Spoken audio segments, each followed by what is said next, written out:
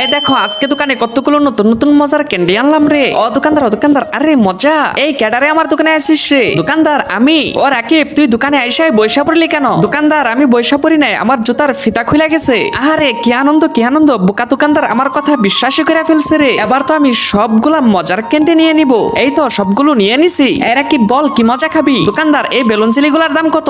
রাকিব রে 5 টাকা কইরা। তাহলে এই আই ক্যান্ডি কত? আই ক্যান্ডি 10 টাকা কইরা। দোকানদার তাহলে ওই বাপা ক্যান্ডি কত? বাপা ক্যান্ডি 50 টাকা। তাহলে ওই কোকো ক্যান্ডি কত? কোকো ক্যান্ডি 30 টাকা। দোকানদার আজকে আমার কাছে এত টাকা নাই, আরেকদিন নেবো। বন্ধুরা এবার আমি চলে যাই, তোমরা সবাই লাইক সাবস্ক্রাইব করো।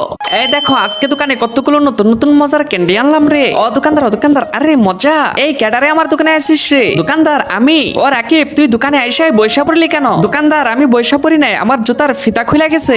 আরে কি আনন্দ বোকা দোকানদার আমার কথা বিশ্বাসই করে ফেলছে রে। এবার তো আমি সবগুলা মজার ক্যান্ডি নিয়ে নিব।